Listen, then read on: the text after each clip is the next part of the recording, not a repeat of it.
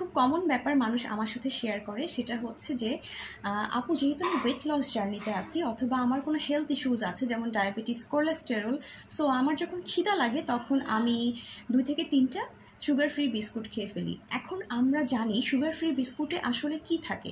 এখানে আপনার থাকছে ময়দা, রিফাইন্ড অয়েল, লবণ, ইস্ট অথবা অনেক রকমের প্রিজারভেটিভ, যেটা বিস্কুটটাকে অনেক দিন ভালো রাখে। এখন আমরা হেলথ ইস্যুসগুলোকে টার্গেট করে স্বাস্থ্যকে ভালো রাখার জন্য বেসিক্যালি যে জিনিসগুলো মানা করে থাকি, এর প্রত্যেকটা জিনিসই আপনার একটা সুগার ফ্রি বিস্কুটে আছে, শুধুমাত্র চিনি ছাড়া।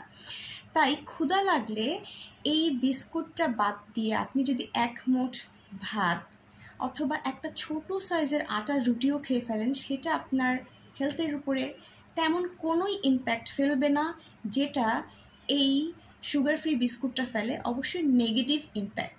এছাড়া ক্ষুধা লাগলে আপনি কিন্তু বাদাম, সিডস, কাঁচা ছোলা, সালাদ অথবা স্যুপ অথবা মাংসের তৈরি কাবাব, কাটলেট, সবজির কাবাব, ঠিক আছে, এই ধরনের খাবারগুলো আপনার খাবারে অ্যাড করতে পারেন। তাহলে আপনার ক্ষুধাও যাবে এবং এটা খুবই হেলদি একটা স্ন্যাক্স হবে।